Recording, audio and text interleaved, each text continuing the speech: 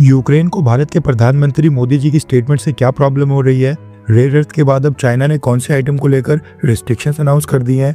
और जयशंकर सर ने बांग्लादेश में किसको अवॉइड किया था? काफी सारी इंपॉर्टेंट अपडेट्स आ रही हैं जो आपको मेन स्ट्रीम के न्यूज चैनल्स के ऊपर भी देखने को नहीं मिलेंगी, इसलिए वीडियो को एंड तक देखिएगा। सबसे पहले बात करते हैं यूक्रेन और भारत के बारे में, क्योंकि यूक्रेन की गवर्नमेंट ने भारत की स्टेटमेंट के ऊपर आपत्ति जताई है और उसका ऑब्जेक्शन किया है। रिसेंटली रशिया ने आरोप लगाए थे कि यूक्रेन ने 90 से ज्यादा यूएवीज और ड्रोन्स भेजकर प्रेसिडेंट व्लादिमीर पुतिन के ऑफिशियल रेजिडेंस बिल्डिंग के ऊपर हमला करने की कोशिश की थी।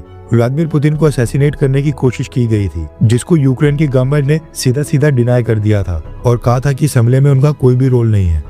लेकिन उसके बाद भी कई देशों के प्रेसिडेंट और प्राइम मिनिस्टर्स ने स्टेटमेंट इशू करके इस हमले की आलोचना की थी और डायलॉग और डिप्लोमेसी का रास्ता चुनने को कहा था। भारत के प्राइम मिनिस्टर नरेंद्र मोदी भी इसी लिस्ट में शामिल थे और प्रधानमंत्री मोदी ने भी एक स्टेटमेंट इशू की थी। प्रधानमंत्री मोदी और भारत सरकार की इसी स्टेटमेंट के ऊपर यूक्रेन के प्रेसिडेंट व्लादिमीर ज़ेलेंस्की ने आपत्ति जताते हुए ऑब्जेक्शन किया है। ज़ेलेंस्की ने कहा है कि ये बहुत ही कंफ्यूजिंग है और उन्हें इस बात का काफी बुरा लगता है कि भारत और यूएई जैसी कुछ कंट्रीज ने हमें इस बात के ऊपर कंडेम किया कि हमने रशियन प्रेसिडेंट व्लादिमीर पुतिन के रेजिडेंस के ऊपर ड्रोन स्ट्राइक्स किए, जबकि ऐसी कोई भी चीज नहीं हुई थी।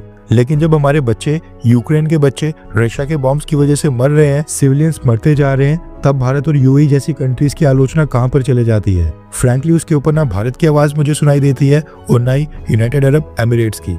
यूक्रेन के अकॉर्डिंग बिना किसी एविडेंस के भारत का स्टेटमेंट इशू करना ये पूरी तरह से गलत था और अगर भारत इतना ही कंसर्न्ड है तो जब रशिया यूक्रेन के सिविलियंस और बच्चों को टारगेट करता है तो भारत तब भी कंडेम करके स्टेटमेंट इशू किया करे। ये कहना है यूक्रेन की गवर्नमेंट का। इनको बिल्कुल भी अच्छा नहीं लग रहा है कि प्रधानमंत्री मोदी ने पुतिन के ऊपर हमले की निंदा की है। वैसे प्रधानमंत्री मोदी ने पुतिन के ऊपर हमले को लेकर जो स्टेटमेंट इशू की थी उसके ऊपर तो यूक्रेन का नाम तक नहीं था, यूक्रेन वर्ड का भी इस्तेमाल नहीं किया गया था। लेकिन यूक्रेन के प्रेसिडेंट ज़ेलेंस्की ने डायरेक्टली भारत का नाम लेकर भारत को कॉल आउट किया है। नेक्स्ट अपडेट आ रही है चाइना को लेकर और ये ना सिर्फ यूएस और यूरोप बल्कि भारत के लिए भी चिंता का विषय है। रेफरेंस के लिए आपकी स्क्रीन के ऊपर आर्टिकल का स्क्रीनशॉट है। न्यूज निकल कर आ रही है कि चाइना ने सिल्वर यानी कि चांदी के एक्सपोर्ट्स के ऊपर रिस्ट्रिक्शंस अनाउंस कर दी हैं। चाइना ने अनाउंस किया है कि साल 2026 और 2027 में केवल लिमिटेड कंपनीज को ही सिल्वर एक्सपोर्ट करने की परमिशन दी जाएगी और एक्सपोर्ट से पहले गवर्नमेंट से लाइसेंस लेना चाइना के अंदर कंपलसरी कर दिया गया है। ये नए रूल्स अचानक से 1 जनवरी 2026 से ही लागू हो जाएंगे, यानी ये कल से लागू होने वाले हैं। पिछले 2 सालों में सिल्वर की कीमतें इंटरनेशनल मार्केट में 3 गुना बढ़ गई हैं। सिल्वर के रेट्स गोल्ड से भी ज्यादा तेजी से बढ़ रहे हैं। डिमांड काफी ज्यादा हो गई है और सप्लाई बिल्कुल ही कम है। चाइना का रिस्ट्रिक्शन से लगाना ये बहुत ही बड़ी न्यूज इसलिए बन गया है क्योंकि मैक्सिको के बाद चाइना वर्ल्ड का 2nd largest silver producing country है। ऊपर से इसके साथ ही रिफाइनिंग में भी चाइना एक बहुत ही बड़ा प्लेयर है।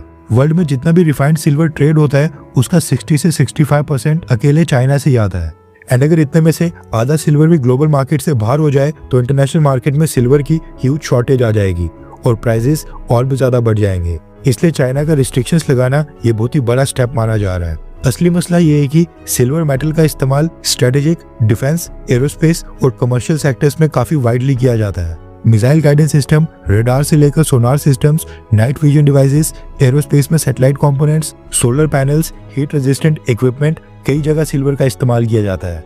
इसके अलावा स्ट्रेटेजिक इंडस्ट्रीज जैसे कि nuclear power, advanced batteries, hydrogen fuel cells, semiconductor fabrication, हर जगह सिल्वर इस्तेमाल किया जाता है और ये सब चाइना के रिस्ट्रिक्शंस लगाने से इतनी इंडस्ट्रीज इम्पैक्ट हो सकती हैं। भारत की बात करें तो भारत का 15% के अराउंड सिल्वर अकेले हांगकांग और चाइना से ही आता है। उम्मीद तो ये है कि चाइना और भारत के रिलेशंस पिछले कुछ समय से क्योंकि काफी इंप्रूव हो रहे हैं, इसलिए चाइना भारत को सप्लाई नहीं रोकेगा। लेकिन चाइना के रिस्ट्रिक्शंस लगाने से जो इंटरनेशनल मार्केट में डिस्टेबलाइजेशन आएगी उसका नुकसान भारत को भी झेलना पड़ेगा। इसके साथ ही न्यूज आ रही है कि चाइनीज फॉरेन मिनिस्टर वांग यी ने पिछले कल एक स्टेटमेंट में ऑपरेशन सिंदूर वाले भारत पाकिस्तान कॉन्फ्लिक्ट के बीच मीडिएशन करने का क्लेम कर दिया है। चाइनीज विदेश मंत्री ने कहा है कि मई कॉन्फ्लिक्ट में भारत और पाकिस्तान के बीच टेंशंस को कम करने में चाइना ने भी मीडिएशन का रोल प्ले किया था। अब ये स्टेटमेंट पिछले कल आई थी और आज भारत की सरकार ने चाइना के क्लेम्स को भी रिजेक्ट कर दिया है और साफ कहा है कि भारत और पाकिस्तान के बीच जो सीजफायर हुआ था वो डायरेक्टली दोनों देशों के डीजीएमओ लेवल की टॉक्स के बाद पाकिस्तान की रिक्वेस्ट के ऊपर हुआ था और इसमें किसी भी थर्ड कंट्री का कोई रोल नहीं है। नेक्स्ट अपडेट आ रही है इंडियन एयरफोर्स के बारे में। रेफरेंस क्लब की स्क्रीन के ऊपर जी न्यूज के आर्टिकल का स्क्रीनशॉट है। न्यूज निकल कर आ रही है कि इंडियन एयरफोर्स ने 2nd hand Jaguar fighter jets के लिए इक्वाडोर को अप्रोच किया है। मैप में आप देख सकते हैं कि इक्वाडोर साउथ अमेरिका में एक छोटा सा देश है। इन्होंने साल 1977 में 12 जैगवार फाइटर जेट्स परचेज किए थे और साल 2003 में इनको रिटायर आउट कर दिया था। न्यूज आ रही है कि इंडियन एयरफोर्स ने कंपोनेंट्स और स्पेयर पार्ट सोर्स करने के लिए इक्वाडोर से retired Jaguar fighter jets purchase करने का फैसला किया है। इससे पहले भी न्यूज आई थी कि इंडियन एयरफोर्स ने ओमान से भी उनके 20+ रिटायर्ड जैगवार फाइटर जेट्स के एयरफ्रेम परचेज किए हैं, जिनको डिसमेंटल करके उनके कंपोनेंट्स और स्पेयर पार्ट्स भारत लाए जाएंगे। उससे पहले भी भारत ने फ्रांस से रिटायर्ड आउट यानी कि faced out Jaguar fighter jets purchase किए थे। साल 2018-19 में फ्रांस ने अपने 31 की संख्या में जैगवार फाइटर जेट्स के एयरफ्रेम भारत को ट्रांसफर किए थे। एंड उस समय तो फ्रांस ने भारत के साथ अच्छे रिलेशंस के चलते इन रिटायर्ड जैगवार फाइटर जेट्स के लिए हमसे केवल ट्रांसपोर्टेशन कॉस्ट और लॉजिस्टिक्स के पैसे ही चार्ज किए थे। फ्रांस ने अपने जैगवार फाइटर जेट्स साल 2005 में फेस आउट कर लिए थे, इसलिए फ्रांस ने गुडविल जेस्चर के तौर के ऊपर केवल ट्रांसपोर्टेशन और लॉजिस्टिक्स चार्ज किए थे, जबकि भारत अभी तक फ्रांस के जैगवार फाइटर जेट से स्पेयर पार्ट्स और कंपोनेंट्स एक्सट्रैक्ट करके उनका इस्तेमाल कर रहा है। अब सोचने वाली बात है कि भारत एक के बाद एक अलग अलग देशों के पास जाकर जैगवार फाइटर जेट्स के फेस्ड आउट और रिटायर्ड एयरफ्रेम क्यों परचेज कर रहा है। मसला ये है कि इंडियन एयरफोर्स के पास 120 से 130 जैगवार फाइटर जेट्स हैं। ये ऑलमोस्ट 6 स्क्वाड्रन बनती हैं, जो हमने ब्रिटेन से 1979 में परचेज की थी और बाद में हिंदुस्तान एरोनॉटिक्स लिमिटेड ने भी भारत में इनकी लाइसेंस्ड प्रोडक्शन की थी और साल 2008 तक हॉल भारत में जैगवार फाइटर जेट्स मैन्युफैक्चर करता था। ऑलरेडी इंडियन एयरफोर्स के पास फाइटर जेट्स की मेजर शॉर्टेज चल रही है। इस समय केवल 28 स्क्वाड्रन्स ही ऑपरेशनल हैं, जबकि रिक्वायर्ड स्ट्रेंथ है 42 स्क्वाड्रन्स की। एंड अगर जैगवार फाइटर जेट्स की फ्लीट को ऑपरेशनल नहीं रखा तो ये 6 से 7 स्क्वाड्रन्स भी कम हो जाएंगी। इसके अलावा अमेरिका से भी इंजन्स की डिलीवरी लगातार डिले हो रही है, जिसके कारण तेजस फाइटर जेट की डिलीवरी भी इंडियन एयरफोर्स को टाइम पे नहीं मिल रही है। इसलिए कोशिश की जा रही है कि ये जो जैगवार फाइटर जेट्स की फ्लीट है, 6 से 7 स्क्वाड्रन्स जो फ्लीट में शामिल है, इनको किसी भी तरह साल 2035 तक ऑपरेशनल रखा जा सके। नेक्स्ट अपडेट आ रही है भारत और बांग्लादेश को लेकर। आज बांग्लादेश की फॉर्मर प्राइम मिनिस्टर खालिदा जिया का फ्यूनरल था, जिसको अटेंड करने भारत ने विदेश मंत्री जयशंकर सर को बांग्लादेश भेजा था। न्यूज आ रही है कि प्राइम मिनिस्टर नरेंद्र मोदी ने खालिदा जिया के बेटे तारिक रहमान के लिए एक लेटर भेजा था और जयशंकर सर ने खालिदा जिया के बेटे के साथ मुलाकात करके उनको प्रधानमंत्री मोदी का लेटर पर्सनली डिलीवर किया है। अब क्योंकि जयशंकर सर फ्यूनरल अटेंड करने गए थे तो वहां पर कोई भी बायलैटरल मीटिंग तो खैर नहीं हुई, लेकिन न्यूज आ रही है कि बांग्लादेश की इंटीम गवर्नमेंट में जो फॉरेन मिनिस्टर है तौहीद हुसैन, उनके साथ जयशंकर सर ने कुछ मुलाकात की है और पॉसिबिलिटी है कि दोनों देशों के रिलेशंस ऑन ट्रैक लाने के ऊपर कोई चर्चा जरूर हुई होगी। भारत के विदेश मंत्री की विजिट को बांग्लादेश में काफी मिक्स्ड रिएक्शन मिल रहे हैं। कुछ पॉलिटिकल एक्सपर्ट्स का मानना है कि अब भारत ने भी एक्सेप्ट कर लिया है कि अवामी लीग और शेख हसीना और उनकी पार्टी की वापसी बांग्लादेश के अंदर नामुमकिन है।